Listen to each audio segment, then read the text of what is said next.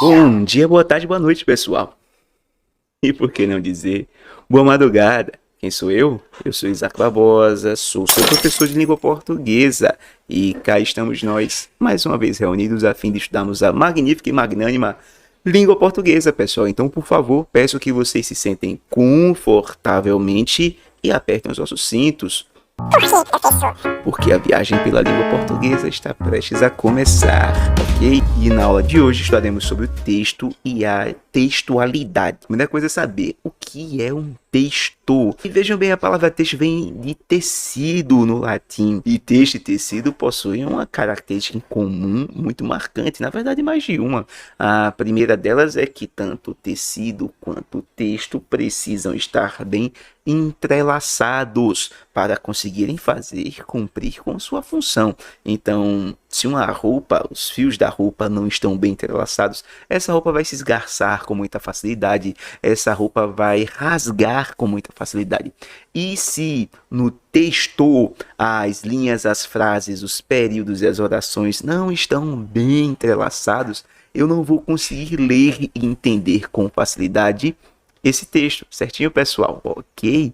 Então, é por isso que existe essa característica em comum entre o texto e o tecido. Enfim, pessoal, já que vimos aí a origem da palavra texto, basicamente o sentido atual de texto vem de um conjunto de palavras ou frases escritas ou faladas, desde que sejam sentenças significativas. Nós vamos dar uma ênfase maior aqui ao texto verbal. Todavia, não quero desmerecer ou diminuir ou deixar de mencionar que o texto não necessariamente é verbal, seja esse verbal falado ou escrito. Há também os textos não verbais e os textos mistos, que enfim não serão assunto da aula de hoje. Certinho?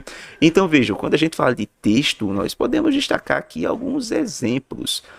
Enfim, um livro, um estatuto, o estatuto da criança e do adolescente, tirinhas, quadrinhos, diálogos, um semáforo, professor. Lembra, eu não falei de texto não verbal? Então, neste caso, quando a gente fala de texto não verbal, o texto não verbal precisa transmitir alguma informação, e o semáforo transmite informação no trânsito. Por exemplo, quando você vê o sinal vermelho, você sabe que você tem que parar.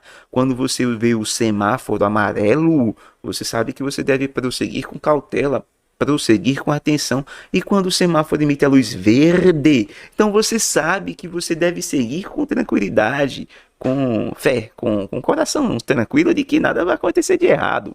Todavia, sempre confira aí se as outras pessoas também entenderam a mensagem do semáforo. Mas, de qualquer forma, pessoal, quando a gente lida com um semáforo, vocês têm um texto que faz sentido, inclusive, certinho? Convém fazer algumas considerações, pessoal. O texto não é um conjunto, por exemplo, de frases isoladas. Inclusive, muitas pessoas tiram do contexto alguma frase e, com isso, produzem um certo grau de desinformação. Aí vejam bem, a gente não pode tirar uma frase do seu contexto. Assim eu posso mudar o sentido daquela frase e deturpar a mensagem original que o falante, que o escritor queria ter transmitido. Geralmente quem trabalha com esse tipo de desinformação é quem ganha dinheiro com, por exemplo, o sensacionalismo ou então com fake news. Então eu retiro uma frase do seu contexto e a publico, a espalho, deturpando assim a mensagem original. Todavia, eventualmente, algumas pessoas falam barbaridades e absurdos, e depois de proferirem barbaridades e absurdos, dizem, olha, veja bem, tiraram a frase do contexto, quando algumas sentenças não podem possuir nenhum contexto que as salve. Então nós temos aqui os dois polos. O polo da pessoa que profere um absurdo, sabe, uma frase terribilíssima e depois dizer, tiraram do contexto. E também um polo de uma frase que naquele contexto fazia sentido e foi retirada do contexto justamente para causar polêmica. Então, por favor, sempre antes de interpretar uma frase isolada, entenda de qual contexto ela faz parte. Vejam bem, quando a gente retira uma frase do seu contexto, a gente está diminuindo o sentido do próprio texto, ok? Então, enfim, a gente não pode separar uma coisa da outra, a gente pode, sem querer, alterar o sentido daquilo que foi dito, daquilo que foi escrito. E a mesma frase pode apresentar sentidos distintos, sentidos diferentes, dependendo do contexto em que ela está inserida. Inclusive, a gente pode falar alguma coisa em tom de ironia, e ao retirar do contexto a gente perde esse tom de ironia. A gente pode falar uma coisa em tom de crítica, e ao retirar do contexto a gente perde, por exemplo, o tom de crítica, certinho? Enfim, a vida que segue aqui. Para entender bem um determinado trecho, fragmento de texto, faz necessário, por exemplo, confrontá-lo com outros fragmentos do mesmo texto. Esse é o ideal a se fazer. Ao pegar uma frase fora do seu contexto, não, peraí, vamos ver o contexto, vamos ver o texto como um todo, analisar aquela frase em sintonia, em diálogo com o texto como um todo, ok? Então, enfim, né, em suma, para fazer uma boa leitura, decodificando o texto com a máxima fidelidade possível, deve-se sempre levar em conta o contexto, certinho, pessoal? E todo o texto, inclusive, se insere em um debate mais amplo. Essa questão do debate mais amplo, de um contexto que consegue, por exemplo, abarcar outros textos, inclusive é uma aula à parte, que é a aula de intertextualidade que veremos no futuro. Inclusive, dá aquele like aí maroto, dá uma voadora no like e se inscreve se você quiser acompanhar a sequência das aulas. Inclusive, se você quiser acompanhar a aula seguinte, que será de intertextualidade, um conteúdo também muito importante. Conheça previamente todo o contexto fora daquele texto em que o debate se insere. Preciso conhecer previamente aquilo que caracteriza o texto oral escrito. Já que as pessoas se expressam através de textos, eu estou fazendo um texto agora. Vocês estão vendo aqui, vocês estão vendo aqui agora um texto, por exemplo. As pessoas não se expressam em frases isoladas. Inclusive, um discurso feito por frases isoladas costuma ser um discurso muito frágil, um discurso muito ruim de ser lido. Importante conhecer melhor a estrutura do texto, e isso equivale a interpretar melhor o conteúdo dos textos. Nós iremos estudar quais são as características principais daquilo que forma um texto e, sobretudo, quais são as qualidades que eu tenho que dar ao meu texto para ele ser um bom texto, pessoal. Como eu posso fazer do meu texto um texto bom? Eu preciso, então, ter algumas características. E essas características que formam um texto bem escrito, a essas características dão o nome de textualidade. Então, o que é textualidade? É o conjunto de qualidades, o conjunto de características que formam o texto. E quando essas características, quando essas qualidades são bem desenvolvidas, você terá um texto também bem desenvolvido. Então, enfim, é a textualidade que faz com que o seu texto seja percebido como uma linguagem bem sucedida, como uma unidade linguística que faça sentido, ou seja, um todo significativo, uma unidade significativa, certinho? Então, para ser considerado como um texto, ele precisa possuir uma série de características, e estudaremos 7 características do texto.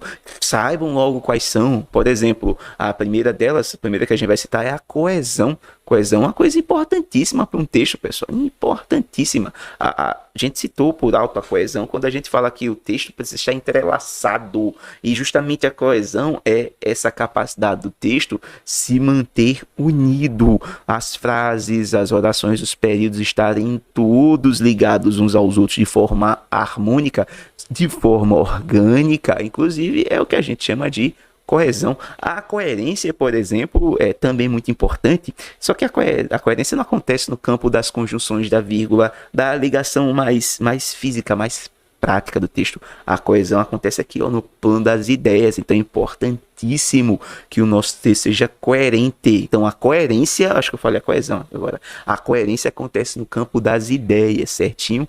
Já que a gente fez essa comparação com roupa, enquanto a coesão se dá na qualidade do tecido estar juntinho, a coerência se dá, por exemplo, no sentido que se dá a cada peça de roupa. Eu não ponho a calça na cabeça, gente, porque eu ponho na cabeça é chapéu, é boné, eu não coloco a cueca por cima da calça, exceto se você for um super-herói, aí está liberado pôr a cueca por cima da calça. Não faz nenhum sentido Para mim, mas eu não sou super-herói. O super-herói deve ter alguma coisa muito importante para usar cueca por cima da calça. Mas, de qualquer forma, as roupas precisam fazer sentido. A gente tem um dress code, inclusive, que é bastante relevante, bastante importante. Então, enfim, a coesão se dá justamente, a coerência, desculpa, se dá justamente nesse campo do sentido. Temos também a intencionalidade. Todo texto tem uma intenção, a aceitabilidade. Se o texto for, por exemplo, aceitabilidade é importantíssimo, sobretudo para você que quer escrever redação, pessoal, ok? Por exemplo, se você for escrever um texto e você quer que esse texto seja bem avaliado, o seu corretor precisa aceitar bem esse texto. E como é que eu aceito bem esse texto? Pô, um texto bem aceito precisa ter coerência, precisa ter coesão, precisa ser bem escrito, ser um texto direto, conciso, ser um texto objetivo. Você deve deixar muito clara a sua intenção ao escrever aquele texto.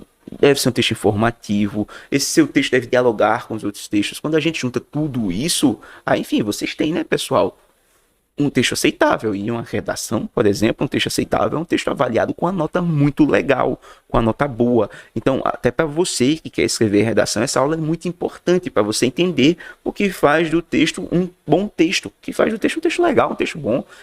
Justamente um texto bom, um texto aceitável, sabe? É um texto que se encaixa em uma situação, em uma situacionalidade, né? O texto tem uma situação, e assim como eu falei em dress code, né? Ninguém vai a uma festa de gala de chinela, de camiseta e bermuda tactel. Situações distintas exigem roupas distintas. Situações distintas exigem textos distintos. Um texto tem que ser informativo e, claro, a intertextualidade, que também será assunto de uma outra aula, certinho?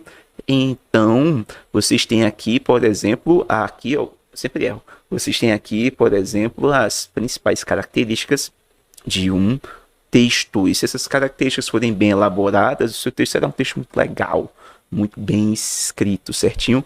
Vamos para a coesão. Então é o seguinte, na física, por exemplo, a coesão ocorre quando você tem um somatório, um conjunto de forças que mantém um corpo inteiro, sabe? É a capacidade que vocês têm de... Por exemplo, eu puxei aqui meu dedo não caiu do meu corpo porque existe uma força que liga o meu dedo à minha mão, que liga a minha mão ao meu antebraço e que acaba fazendo conexões ao meu corpo como um todo. Essa é a força de coesão do meu organismo. O seu texto precisa ter uma força de coesão, que é justamente a interligação de natureza gramatical e lexical que o seu texto vai possuir. Enfim, existem uma série de elementos que, postos em hierarquia, vão servir como a coesão do seu texto. Então, vejam bem, a coesão assegura a unidade do texto, é o encaixe do texto, ok?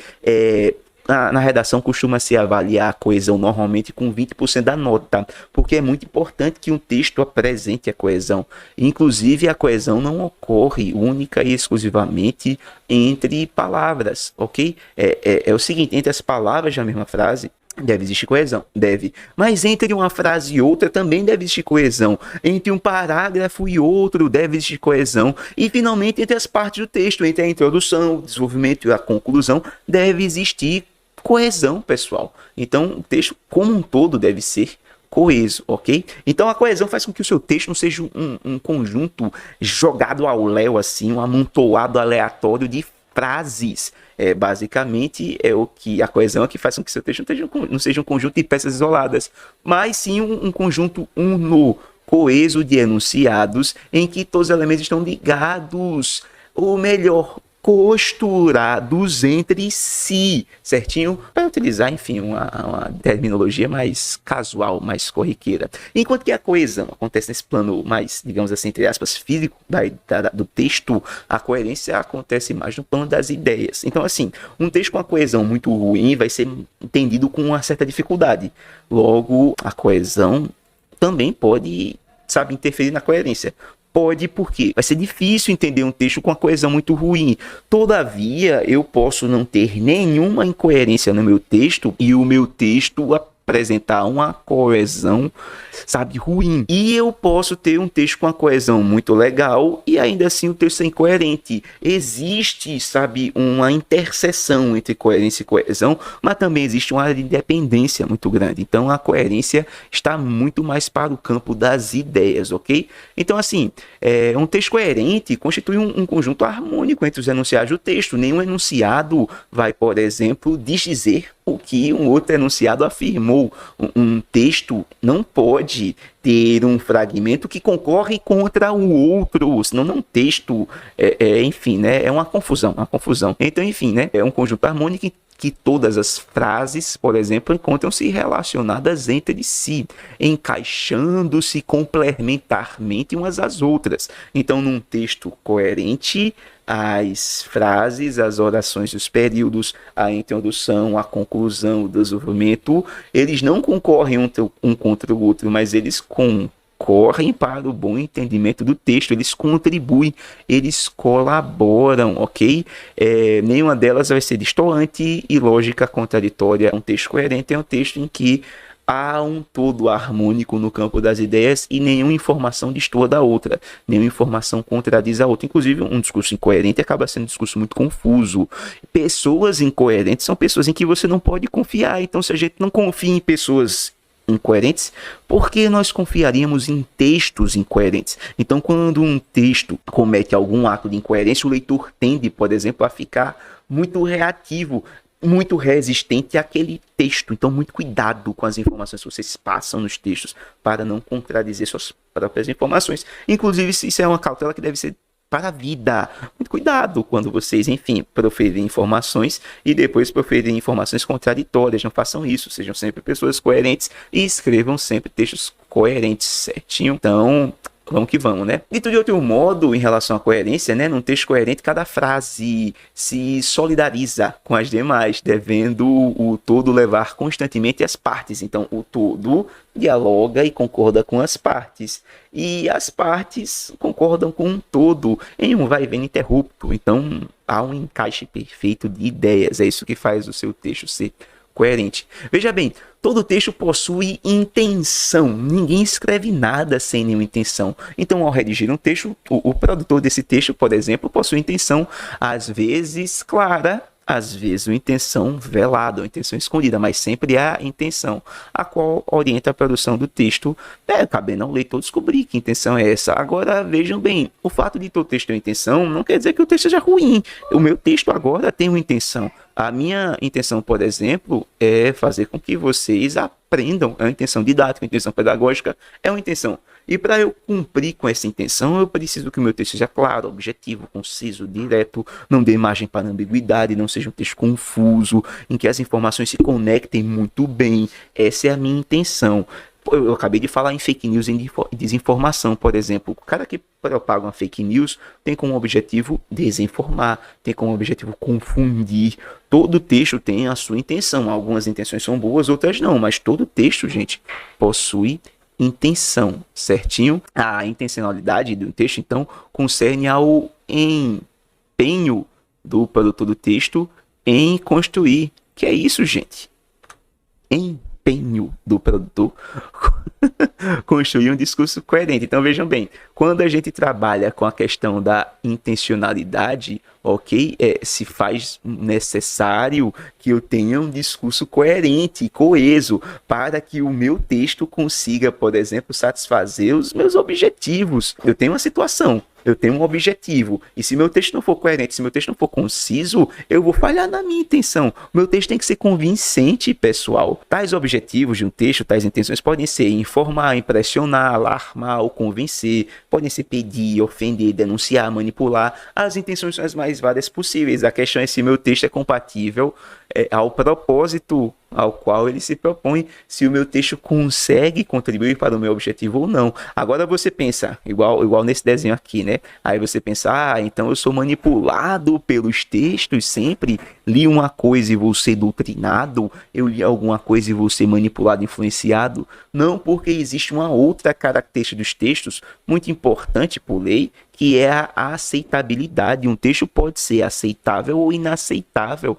tudo isso, pessoal, depende do leitor. Então, a aceitabilidade agora está no receptor do texto e se refere à atitude do receptor de aceitar uma manifestação linguística como um texto coeso, coerente, enfim, ou não aceitar. Eu posso não aceitar o texto por uma série de fatores. O texto pode ser incoerente, o texto pode não ter coesão, o texto, por exemplo, não pode ser informativo, o texto pode até não se adequar a uma situação X. Então, quanto mais um texto possui essas boas qualidades de um texto, mais o leitor tende a aceitar esse texto como um texto importante, um texto válido, um texto que possui autoridade naquilo que diz. Então, perceba, por exemplo, se você, meu querido e minha querida, se você quer ser avaliado de uma forma legal em uma redação, você precisa fazer um texto aceitável, precisa ter essas qualidades e precisa ter, inclusive, de forma que o seu texto se destaque em relação aos outros textos. Então, a coerência, a coesão, algumas que a gente vai citar ainda, são importantíssimas qualidades que um texto precisa ter para que seja aceitável pelo corretor, que no caso de uma redação é o receptor do seu texto. Então, a aceitabilidade é uma coisa importantíssima. Gente, a gente acabou de citar uma situação. Então, uma das características de um bom texto é a situacionalidade. Então, enfim, um texto deve se adequar, pessoal. Um texto deve se adequar a uma determinada situação, ou seja, ele deve ser pertinente.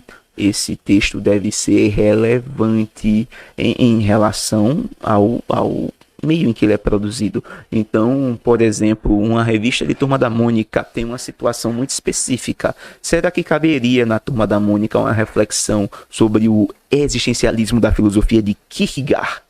Pô, a gente tem que saber se isso é importante para aquela situação ou não. Estamos aqui numa situação sociocomunicativa muito específica, em que vocês vão, por exemplo, acessar uma videoaula para aprender mais sobre um conteúdo. Então, será que para a nossa situação é relevante que eu comece a falar sobre, por exemplo, o Botafogo da Paraíba, que é um time magnífico e magnânimo? Não faz sentido. Então, a cada situação, vocês têm uma série, por exemplo, de restrições e de imposições que devem ser cumpridas. É parecido com o dress code que eu citei. Não posso ir a uma festa de gala com camiseta, bermuda tactel e chinela. O texto deve respeitar a situação na qual ele se encontra, ok? O meio em que ele irá circular é importantíssimo. Outra coisa muito especial que um texto precisa ter é a informatividade, ok? Então isso concerne evidentemente as informações que o texto tem, que o texto produz.